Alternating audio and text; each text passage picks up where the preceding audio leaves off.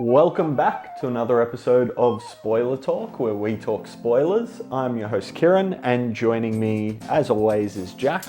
Hey, how are we? Very good. What are we spoiling today, Jax? This week we spoil Star Wars Visions. All right, Jax, in 2 minutes, tell me and the audience what you thought of Star Wars Visions. So, Star Wars Visions. We finally get some Japanese anime Star Wars. Something that I've been really excited about. And as soon as I sat down to watch it, I'm like, oh, anthology. Oh, short little episodes. I'm so keen for it. And then I go to play it, and it's like, 14 minutes? Oh, that's very short. Oh, okay. All right. And I watched the first one, and I watched the next one, and I watched the next one. And, like less than 2 hours later, I'd finished it all. I thought it was, I thought it was really amazing. The art style, the animation, seeing the Japanese influence and seeing this kind of breath of fresh air into Star Wars was super exciting, super amazing. All the visuals and all the elements and all the animation styles were really exciting. But pretty much every single episode, I was like, that's way too fucking short. That's like an hour too short. I don't know, every good one, I'm like, this is awesome. And then it's like, and it ends, and I'm like, oh, that's right. Yeah, they're all like the length of a SpongeBob episode. Cool. And the character development is less than a SpongeBob episode. And there's like 3 of them that I'm like, oh, actually, I think that kind of was as much as I wanted to see. And the rest of them, I'm like, God damn, I really should have seen more, except for episode 2, which was terrible. I don't know, it was fine. Kind of disappointing in the end, maybe. I don't know.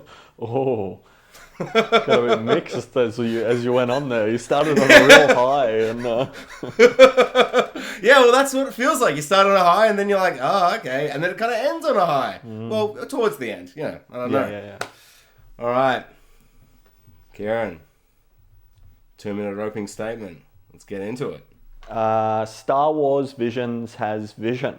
It has vision, bucket loads of vision, and I think the appropriate way to approach this series is what Disney said it was, which is a series of short films, and they are very much short films. It feels like each animation house is completely doing their own thing in their own universe, their own Star Wars universe, mixed with whatever influences they wanted to bring to it. And it doesn't really feel like it fits, for the most part, anywhere in the canon of Star Wars, and that makes it kind of exciting in a weird way. It kind of has no boundaries on it, but also feels quite bound by the constraint of time, as you mentioned, Jax. But overall, I thought there was some stunning sequences, some magnificent animation, incredible art, and I'm a big fan of animation, but I'm an even bigger fan, I think, of 2D animation and hand-drawn animation, and so much of this just highlights the best examples of that. And I'd love to see more. I would love to see almost, the majority of these shorts become larger things, whether that be, a larger movie or a TV show or whatever. It's an exciting point for a series that has become quite stale. And thank God for a little bit of Japanese vision. Yeah, for sure. Yeah, I think that might have been, I think not knowing that they are short films, and it made me kind of reflect on what what is a short film for? Generally, short films are made as a kind of resume to do something else. Like, there's not a huge market for short films. You can't really make money from doing short films. When you do short films, you have to really to put them in a package where they're all connected by some overarching thing, in this case Star Wars. But when they're on their own, there's not really anything you can do with them. You can put it with a movie, you can release it onto the internet, but there's not a huge clamoring or market for it. So it was interesting that they even commissioned short films in the first place, because it seems like such an enormous amount of effort was put into creating these things. And if they just gave everyone a little bit more, they probably could have got exponentially more out of it. Like everything was designed and ready. So Yeah.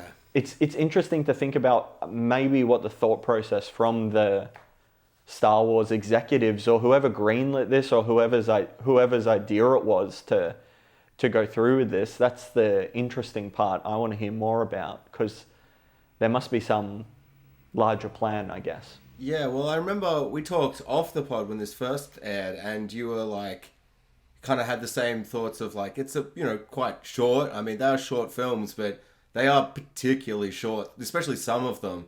And then you were kind of like, oh, well, maybe this is going to really just be kind of touching base with a bunch of different really amazing studios and kind of seeing maybe just what the audience kind of takes from it and where they gravitate towards, and which ones to maybe then go on in future endeavors and make longer, maybe full features, either in these worlds or just with these studios.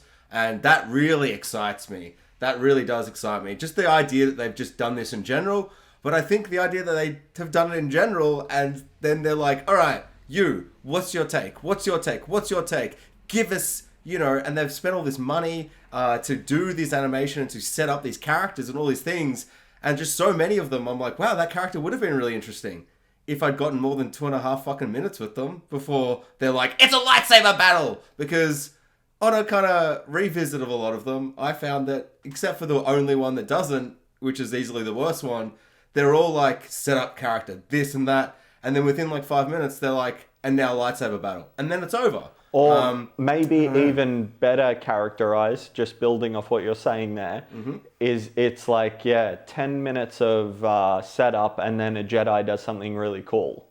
Like, that's almost 100%. Like the rhythm or the formula to most of them, with the exception, like we said, of episode 2, which just doesn't do anything, weirdly. It makes me realize... It makes me shocked to think that now we live in a world where the Clone Wars episodes that focus on Jar Jar Binks and Padme are now no longer the worst Star Wars content. Like, how is that possible, Kieran? Like, what the hell? Like, it's disgusting. That made me so angry. Yeah. Star Wars Visions reminded me a lot of Tarkovsky's Clone Wars series from 2003 to 2005, before Revenge of the Sith came out. They were very short, like bite-sized episodes. Yeah. And they were only a couple of minutes each. So I remember even around that time, I think, I don't remember where they aired initially or where I saw it, but they were in very small pieces. And then they released them later as 2 larger episodes. But even when you look at particularly the first of those 2 episodes that they released, I think they're on Disney Plus now. The first one is actually just a bunch of like 2 or 3 minute long films all pieced together. And then a kind of longer skirmish at the end with General Grievous, which goes into the next one. So it's that the precursor to this is that they didn't go to a Japanese animation studio, but they went to a very well-established animator who had already had success.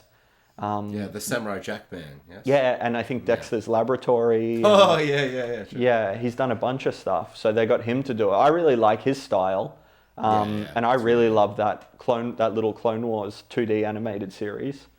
But yeah, I think we should maybe just structure this episode by episode. We'll go through each one, spend just a couple of minutes on each, give our thoughts, and let's start with the Duel, the first episode. What did you think? Actually, Jax, people can already find out what you thought. They can go and check out Two Brothers, One Pilot. Yes. But no, I do want you to perhaps restate, or since revisiting, because Two Brothers, One Pilot, you'd only just watched it.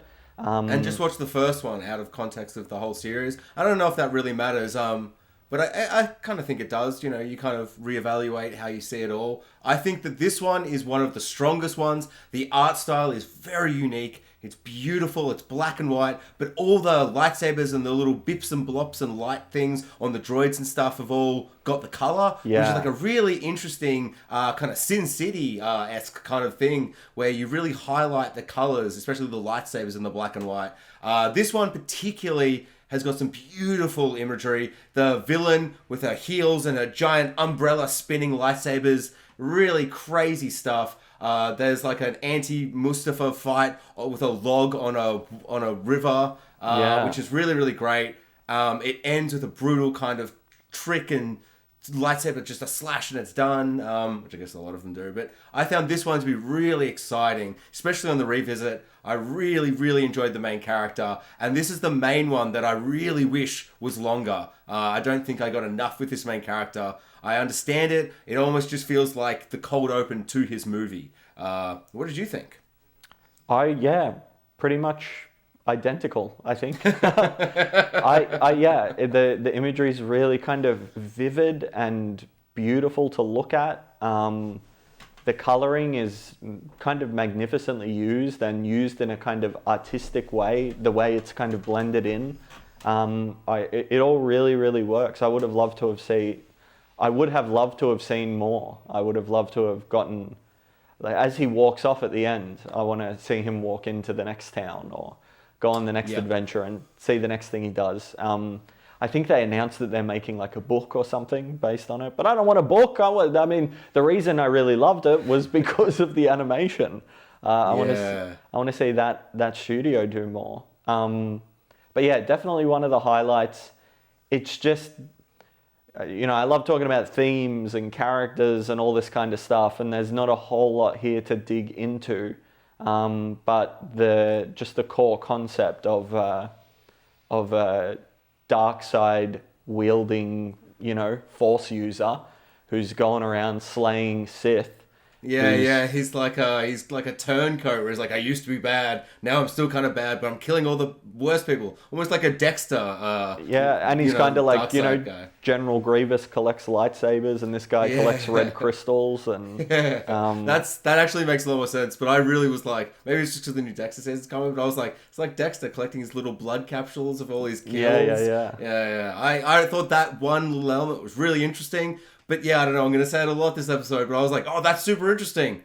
Not enough of a character though, like I want to see more. I would have loved the whole show to just follow him into doing different, almost going into all the different worlds we see. Just this character would have been really interesting. A whole series with him would be really great. Even if they were just like short 10-minute episodes, I'd love to see more, Yeah, this is essentially, like comparatively speaking, the Duel is like the equivalent of the opening scene of The Mandalorian. And imagine if it just ended with him walking, back to his ship after the bar scene, and then that was all we got. It would be like, oh, give me more. I want more. Yeah, I wouldn't have felt satisfied. Like, And because the rest of that first episode goes deeper and fleshes him out. He goes back to his base. He does some more jobs. The plot of the season starts kicking in. Yeah. Everything starts getting going. So it's closer to the prologue of something great than. Yeah. Yeah, 100%. But it's a short film, and as a short film, ranking it as a short film, which a short film is essentially, like great short films are almost like a joke, like it's a setup and a punchline at the end. Or it's, that's a good word for it, yeah. Yeah, and I think this is a pretty good setup, and the punchline, I suppose, is the battle. But there's also the little riff on your expectation of him being a Jedi, and then him being a dark side user. There's not much, but it's something, and it's imaginative, and it's creative, and it's great. Let's get to something that isn't. Episode 2, Tatooine Rhapsody. It fucking sucked. The fact Boba Fett's in this disgusted me. I hated it. Cringy rock music. Disgusting. If people watch this episode and then go, actually, this series isn't for me, and stop, I don't blame you. Skip to episode 7. That's all I have to say. Yeah, and I think this highlights a really large issue that I think is across all forms of entertainment, TV, movie, whatever. And that is the concept of writing a story and a script, and in that story, the characters have to sing a song which resonates with everyone. And when you write that into the story, you are forced to back up that with an amazing song. And if you don't, the entire sequence doesn't work. And this is the case where they wrote a story in which the song is magnificent in the world of the story, but in actuality, the song doesn't work at all. So the thing that you've been building towards the entire time, it's just even more enunciated the fact that there was nothing to this. Beyond some very, very brief character stuff, it's kind of takes place at the beginning during the Clone Wars, and then it very obnoxiously abruptly jumps in time, and we only get a tiny bit more information later in the episode, but it even managed to squander the small amount of time it had somehow.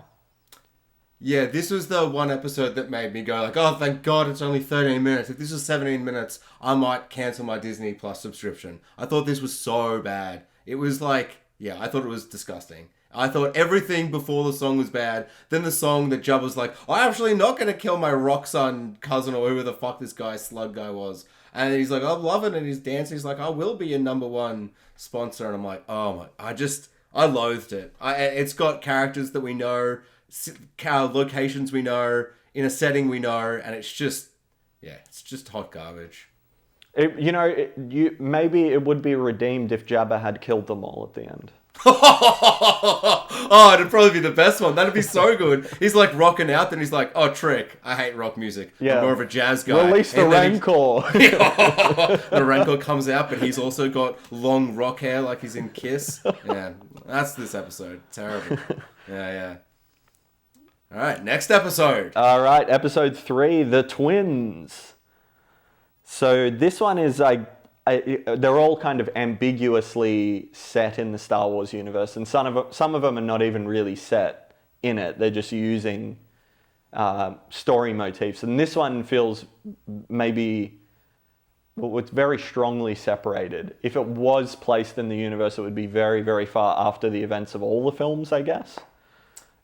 Yeah, I mean, I honestly didn't even really kind of go, oh, is this set somewhere? I kind of thought of these as hugely separate, like a legend story, you're just grabbing, this one, it starts off and you've got a big Star Destroyer, a beautiful shot of the stars, or a silhouette, and the stars are all gone, and then the shadow is revealed, and there's a big Star Destroyer, and then there's 2 Star Destroyers, and I don't know, I was oh yeah, I know that iconography, I've seen Star Wars, but apart from that, and a few episodes do the same, I never really jumped into any of them going, so this is set here and here. One's got the prequel droids and stuff, but apart from little bits, I never even really thought about them as being set in any of the universes. So honestly, can't even really comment. Yeah. Well, one of the first things I did as soon as I start watching an episode, I'm all right, where does this place?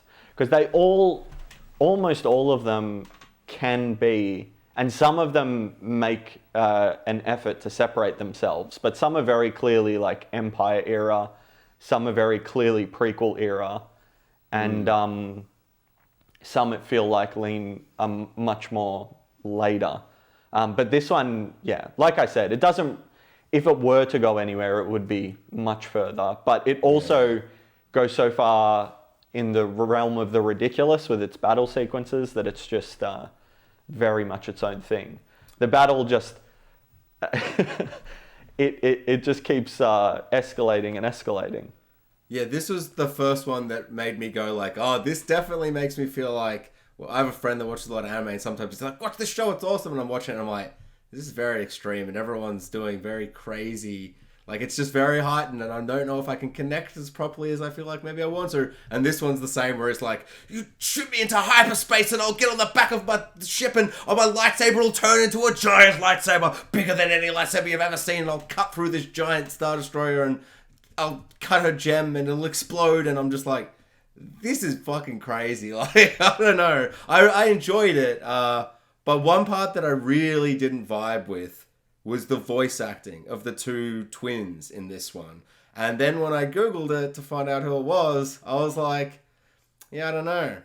It's Alison Brie and Neil Patrick Harris as the 2 twins. And I think that Alison Brie does a really, really bad job. she's like, I'm a dark user of the Force, and just has some really cringy dialogue. And I wonder if I'd maybe put it over to the Japanese dub. Yeah. I would have enjoyed it, because on my rewatch of the first episode, I did it with the Japanese subtitles. And it was really, really exciting to see it like that. It just kind of fit the mood a bit more. I think maybe I should have done it for that, but on my rewatch I was eating, so I didn't want to have to look at the subtitles as well, because I was, looking down at my food and stuff. So, I mean, that's on me. But I don't know. I thought this was okay. I don't know. It just felt a bit like there's two Sith people and they're evil, and then one's like, actually, I'm not evil. Look how sexy and, handsome I am. And he's got an R2-D2, she's got a C-3PO, but they're evil, or maybe they're not. I don't know. It just felt a bit like, whatever. Yeah. Yeah. It's middle to bottom tier, I guess. But it gets points for its Dragon Ball Z-esque insane anime sequences. Yeah, the last act of this is much stronger than kind of its setup and stuff. Yeah. Yeah, and feels kind of partially inspired maybe by some of, I think it's Ralph McQuarrie's concept art from the original Star Wars, because there was originally a sequence in A New Hope, or I should say the original Star Wars, where Luke was meant to get out of his X-Wing on the Death Star surface and have a lightsaber fight with Darth Vader. Oh my god, that's crazy. So there's concept art, I believe, of them both on the outside of the Death Star, and Luke has kind of like a gas mask type thing on and the lightsaber out, and Vader's there. And that's really what this felt like it was riffing on, that material. It's been a long time. The last time I remember seeing those images was like watching behind the scenes Star Wars stuff on like a DVD 10 years ago. So I could be mistaken, but it did kind of elicit that same feeling with its imagery. So that's pretty cool. I kind of respect it a bit more for that. If they're kind of, taking elements from that, that's pretty cool. Yeah. All right. Episode 4, The Village Bride. This one was really cool. I liked this one. Yeah, same. It's, it does, I guess maybe my one criticism of it is that it does so much great building up to the point of something cool happening. I wouldn't have minded a little bit more cool stuff to happen, because so many of the other episodes go so far over the top and don't always earn it. This one, it shows restraint, and I appreciate that, but yeah. I hope we don't sound like broken records where everything we're just being like, I wish there was more, but... They should have made them longer then. I wouldn't be saying it. That's on them. But yeah, as a little short film, I really like this one. Yeah, I'll just counter. I actually think the end fight is really great. Like, the villain is all like, I'm the villain. And he grabs the, one of the characters. He's got a gun to her face. And he's like, I'm going to kill her. You can't stop me. And she's really far away. And he's like, what are you, some kind of monster? And she's like, no, I am a Jedi. And I'm like, oh, goosebumps. Ooh. And she draws her lightsaber. And then her boots are like, fucking like the Flash kind of boots. And they shoot her. And she just goes flying through, and before he can do anything, he's dead. And she's really far away. And I just thought that was a bit of fun. Like, she's got magic quick boots. And I really liked how they did it, because it kind of, I don't know, the way it was framed and stuff, and then he drops. I think she cuts his hand off as well. And her lightsaber looks really cool. Yeah, it's is that the yellow one? Yeah, it's like flat. Like kind of from the original Star Wars. You know how Luke's is kind of flat? Yeah. There's some really...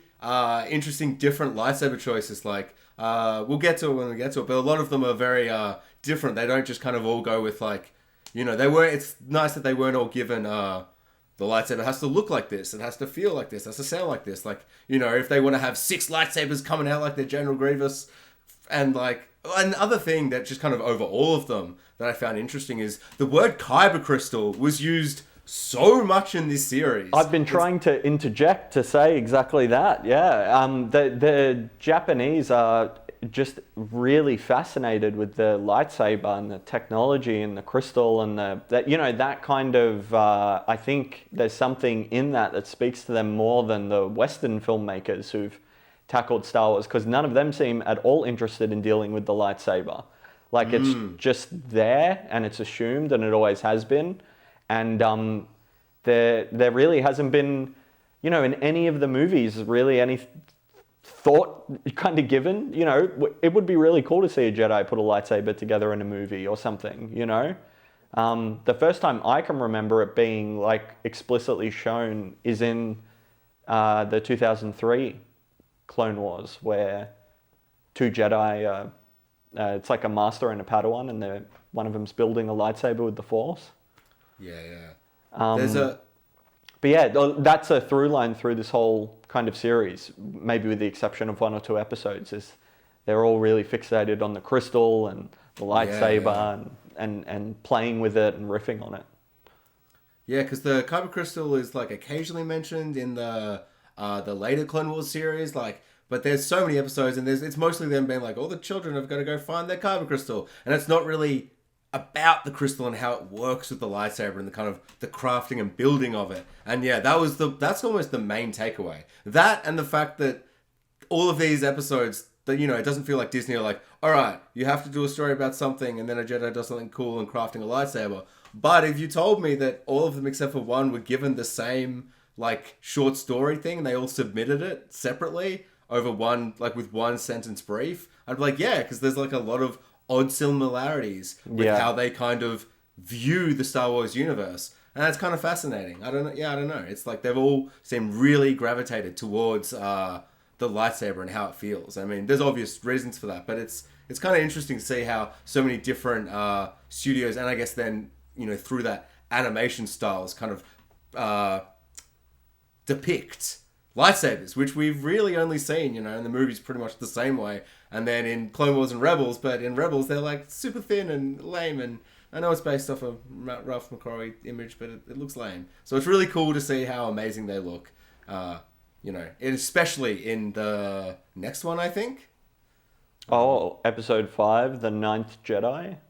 Yes! So yes, in the Ninth Jedi, I think this one is really exciting. This is right at the top of my list. I think this one does some really cool, really interesting stuff. And the main thing is the craftsman has a daughter and he's gives her a play with one of them. And it's translucent-y, not fully colored. And it's going really big and really small. And she's like, whoa, you made it do all crazy stuff. And he's like, no.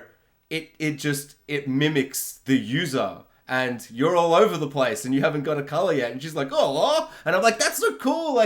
She's so powerful in the Force, but untrained that the lightsaber's like, I'm big, I'm small, I'm not colored. And I don't know, I thought that was really interesting. And then it comes back around where we've got all these Jedi waiting. They're waiting for this guy to reveal and all the lightsabers to arrive, for all the Jedi to get back together. And then they all grab a lightsaber. And then you can only really do this twist with this lightsaber technique and ability they've given it. And then they all turn the lightsabers on, and they're all red. And it which shocked really me. shocked. Oh yeah, it shocked the shit out of me. I was like, oh my god, they're all evil. What the hell? Great twist. Yeah, awesome. Yeah, and after really some fun. really, really magnificent world building, it's like an asteroid belt around this planet, and on the planet there's an enormous slingshot thing that pulls kyber crystals from the asteroid belt back down, and there's a guy forging lightsabers, and it's all very cool. So this production house is Production IG, who did the animated sequence in Kill Bill Volume 1. Oh, wow. Yeah, so I wouldn't have actually picked that from the animation style, to be not at all. perfectly honest, but I think this is the best one. And nice. Yeah, I think this is the best one of the series, The Ninth Jedi. It's also the one that I would, if I just had to pick one to see become a TV show, I want this one. I want to see more of these characters and live in this world some more because, just really exciting. We just had this one little snippet on this one planet and this one little story, and it was all very quick and over with, and they explored, pretty much as they could in the brief amount of time they were given. And this is, great short film just on its own, and kind of a wonderful, hopeful promise of things to come. Yeah, I'll add on to that with saying that I have been very critical, especially at the start, of how short they all are. I think there's two that are short, I mean, they're all short, but that really do feel complete to me. Like the first episode's great, but it didn't really feel complete to me. It really just felt like the opening of a movie. This felt complete in a short story, and if it were to be a longer film, this doesn't feel like the first act. Like I'd want this whole bit to be fully expanded upon. I really, really enjoyed it. I thought all the characters were really interesting. I liked the setup, the twist, the fighting. Even just one bit where one of the evil guys, at the end of the fight, his lightsaber is suddenly purple, and the guy's like, I know this isn't you, and he's like, I'm sorry. Oh, the evilness consumed me. I'm like, there's a lot of really cool, interesting themes and ideas happening here. It really excited me.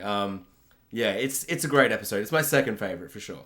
And they shot off into into hyperspace at the end, and I would love to go on that adventure with them, Yeah, for sure. Yeah. Also, and there was another little reversal in the episode too. The very ominous, evil-looking bad guys, actually not a bad guy, so they kind of flip both things on their head. And yeah, sure. Yeah. All really good. All right, 2B1, episode 6. Astro Boy. The Astro Boy episode. This was fine. Yeah. It's like, oh look, it looks like Astro Boy.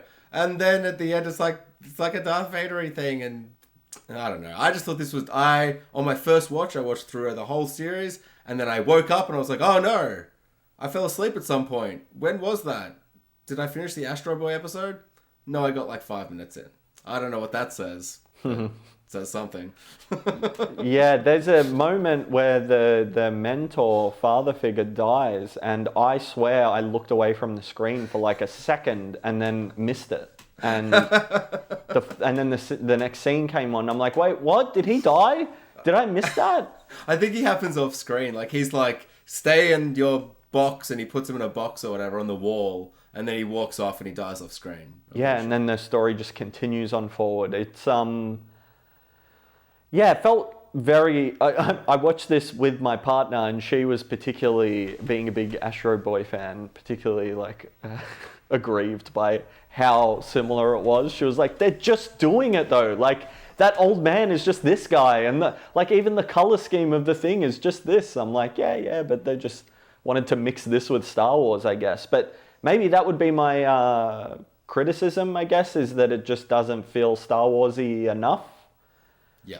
Not that I don't know. It just doesn't really feel like they really wanted to explore anything overly Star Wars related. Like none of the themes or concepts or ideas or characters or anything in the episode really bore any resemblance to what we've seen in the universe, where, Tim mentioned on your podcast that the first episode kind of threw him in that way.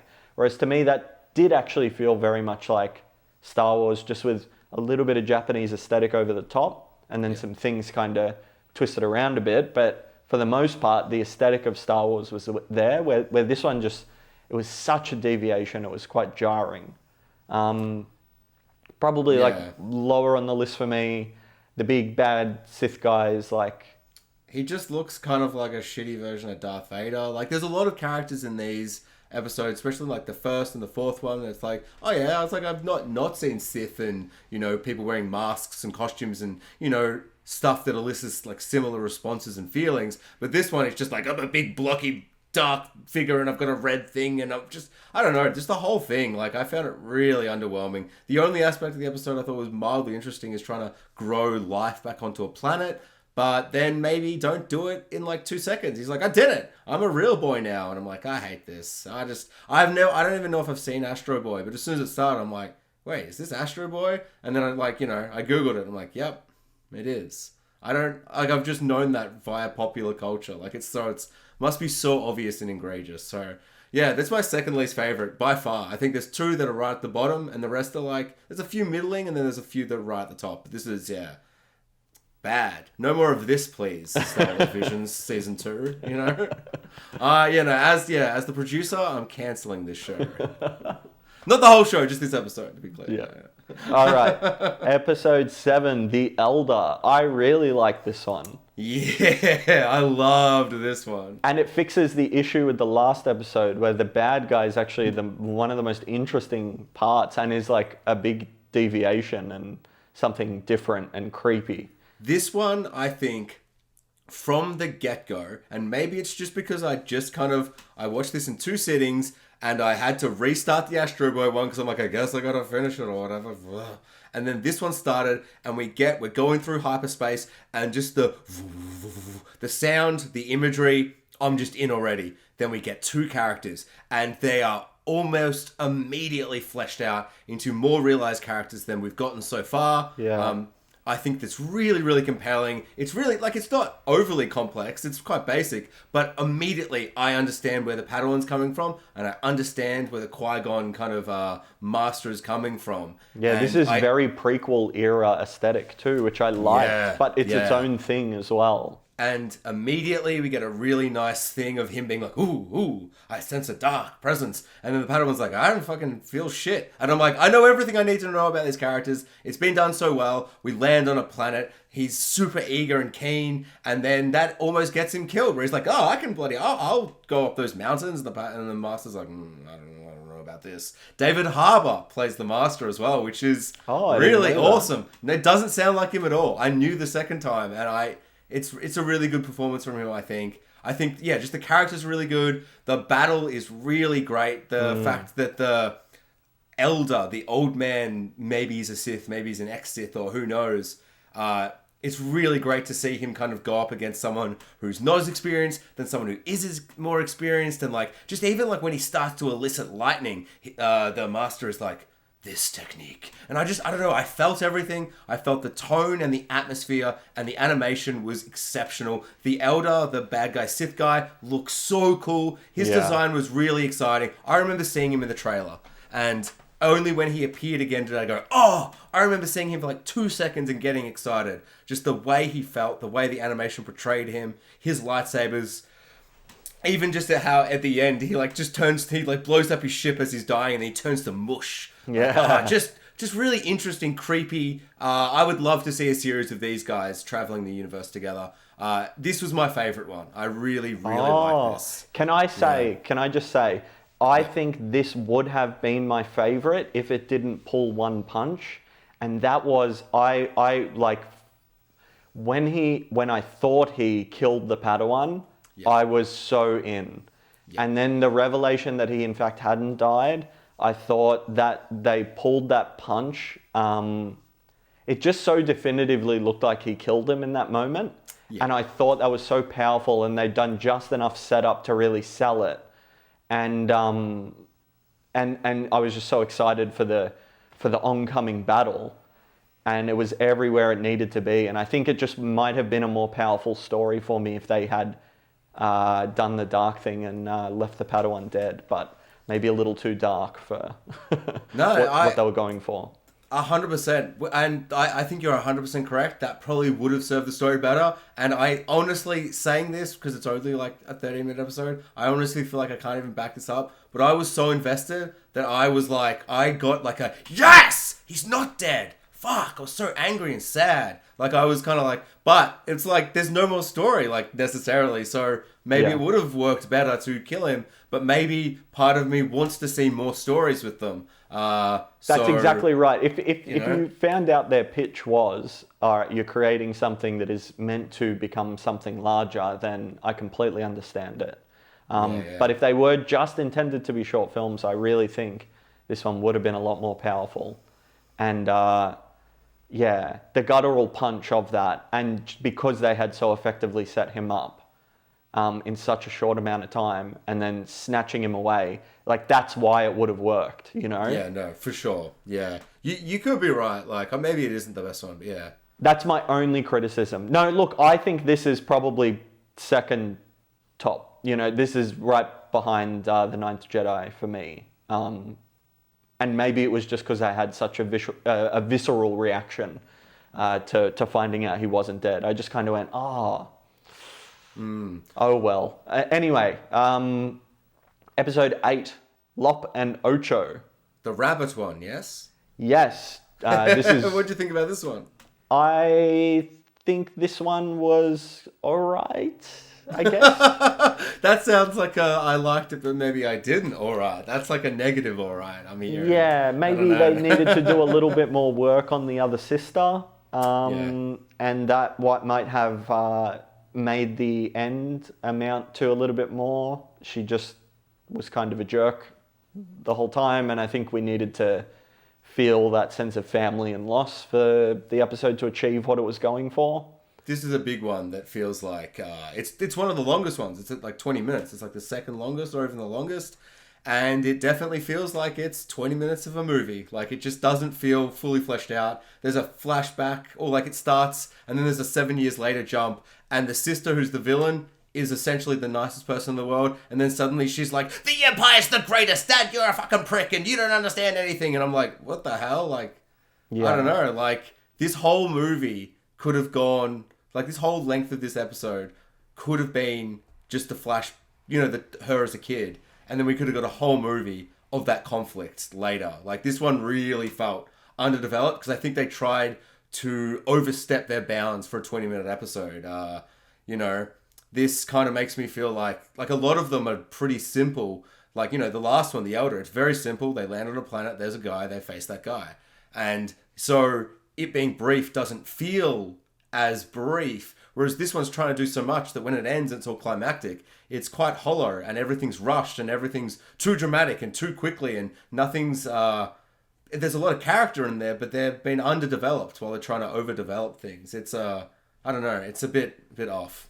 It should have just dedicated most of its time to just the beginning, selling the relationship and between the sisters and the family.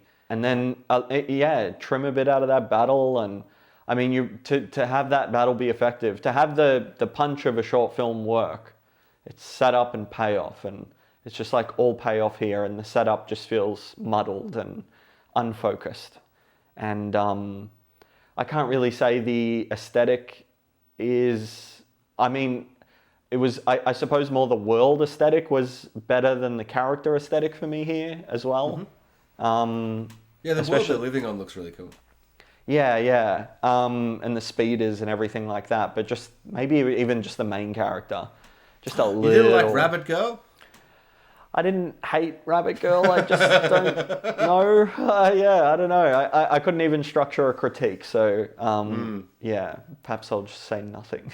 What about the fact that Rabbit Girl had a Dragon Ball Z techno, like, eye sunglasses thing, the one-eyed colored visor sunglasses. The power's over 9,000. Yeah, exactly. Maybe that's the only reason I like Rabbit Girl, or maybe I like the fact that I can just be like, the one with the rabbit. It's got all the big hair, and they're like, I don't know. I like that, but yeah, I can maybe see what you mean. I just think that if it was really well developed and everything else would kind of fall into place, it just feels, I don't know. It didn't really work for me. I think it's in between two really good ones. So if you binge it, it kind of gets lost in the shuffle a little bit, unfortunately. Yes. All right. Well, I don't really have much else to say. There's not much to say here. So episode 9, Akakiri? Yes. The one that's like, remember the Hidden Fortress? And I'm like, kind of. Yeah, very Hidden Fortress. Yeah, with the two bumbling idiots. Yeah, they're really great. The animation in this is so like, and like I don't mean this in any bad way, but it's like kind of disgusting and janky.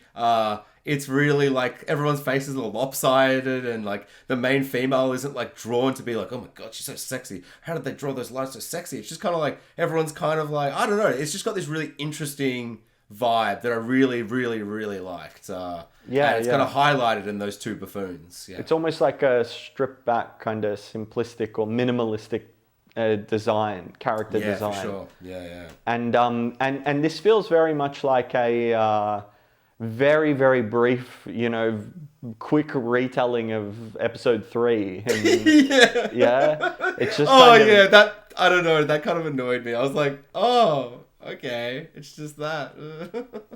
Yeah, if you want to show a really young kid Anakin's journey without having to show all the horrible shit he does, just show him this, I guess. Yeah, maybe. Actually, I'd like to kind of talk about this a bit, because the whole episode's really great. There's some really great music. There's some really great, quick... we get through the journey. We get through like what could be like 45 minutes of a story really quickly. There's a little bit that's kind of like he's lost in the storm, and he's like, I'm back from the storm, and it's like bam, bam, bam, bam, bam.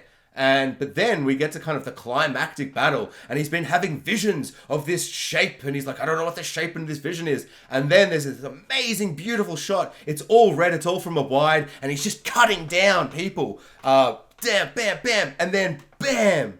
He cuts down his captured girlfriend. She's been wearing a costume mask, and it's revealed that that's his dream, that he's slain his Padme.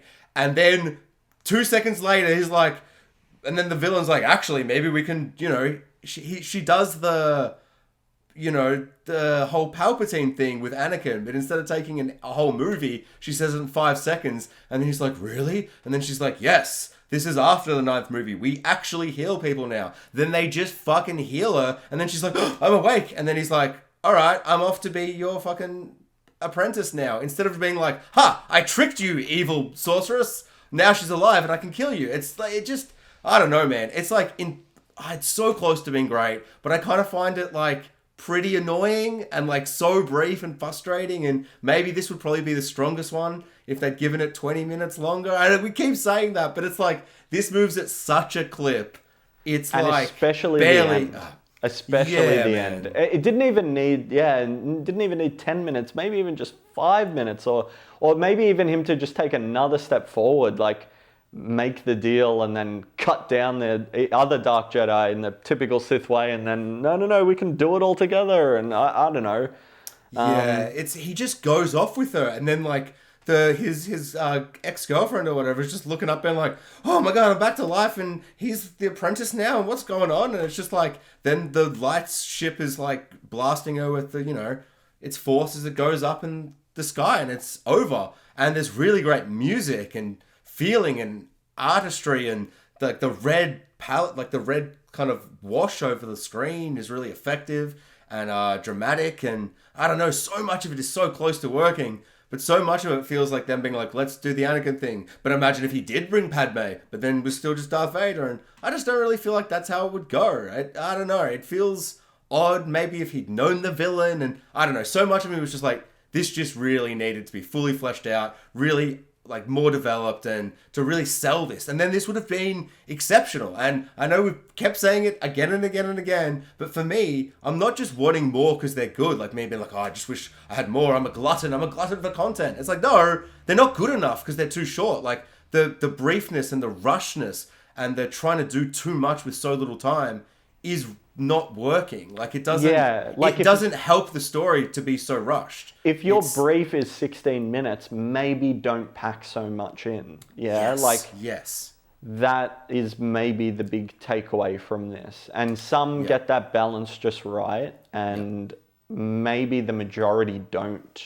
Yeah, I think most of them kind of don't. I think it's really 50-50. It's kind of disappointing. And like right at the start of the episode, to kind of wrap it all up, you mentioned the Samurai Jack guys Clone Wars episodes, and I think they can be 2 minutes because they're using already established characters from episode 2, and we're leading into episode 3, and these are just little short stories, whereas this is like, this Samurai Jedi guy, he rocks up, and there's like a 3-second scene where it flashes back and he's like, we're young and we're clearly in love, and then it's like, oh, we're back. And it's like, that's not enough time, man. Like, this whole episode could have been that flashback. Like, it's, I don't know, like, I need more time to feel emotionally connected, because I don't care that she died. Like, I'm sad for you, but I'm not really sad, because, like, who was she? She's just someone who's like, I don't know, says like 5 lines, And the visual elements of all these series, especially like the last one, there's a beautiful montage of them traveling through areas and all this kind of stuff, but it's so brief, and I just wish it was more. I don't understand why they spend so much time and effort crafting half stories at times. It feels like they would have had to cut stuff out, because like these stories clearly had more room to breathe and move around, and I don't know, surely wasn't an issue with budget, because it's like, this is Disney. Like, I don't know. I don't really accept that. Like, it's, I don't know. It just feels so weird. You literally cannot lose money on a Star Wars film. Although, I guess Solo did somehow. Yeah, but this is different. Like, who the hell is not excited for them to kind of embrace that Japanese element? Like, I mean, lightsabers lend themselves obviously from the way these stories have been told and the way these creators and these studios have embraced the lightsabers and the kyber crystal and the kind of, ancient and powerful, strong themes of like family and stuff. Like so many of the elements I feel watching this where I'm like, this is something really great. I'm taking a bite, but then I'm like, oh no, it's like a small pie where I took a bite and it's done. But I wanted a normal, human-sized pie. Where it's, that's a bad metaphor. In my head, that was going to work. But I don't know. I think if from another season of this, if it were the same thing again, and it were a bunch of different animation studios, and they all have the smaller time constraint, and they're all just making short films, I think what I would really like to see more of is maybe just a scene or a sequence set in a Star Wars universe where you get to just flesh out one character and live with them for a bit, or something like that. I think would suit itself more to these like really, really grand, broad, sweeping, epic stories that, yes, they are very much in line with Star Wars, but if you're constraining it with the brief of it being a short film, I don't even know what an idea would be, but like what I really like in Force Awakens, which would just be like a cool short film on its own, is just like Rey scavenging around the junkyard on Jakku.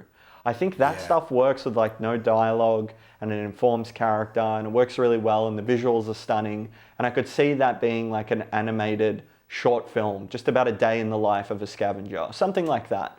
Something's a little bit more focused in and smaller, and not dealing with such large, fates of the universe type things, I guess. Yeah, that actually sounds amazing. And that reminds me of one last thing I'd love to say about this whole series. And I don't mean this as a slight to any of the creators or any of the stories. I think it was so amazing. Most of my favorite bits were the lightsaber bits. But I think that if you go up to 9 different Japanese studios next time and you go, do anything, you tell 3 of them, but you're not allowed to fucking do Jedi shit. Like, I'm sorry, but you don't get to. You have to do a bounty hunter one. You have to do a ship one. Like, there was so many of them just end up being like, and lightsabers, how good are lightsabers? I'm like, yeah, they're pretty good. But I really wanted to see, like, anime Boba Fett, but not the fucking one we got. But, like, not necessarily Boba Fett, but, like, I wanted to see a Mandalorian episode with no Jedi.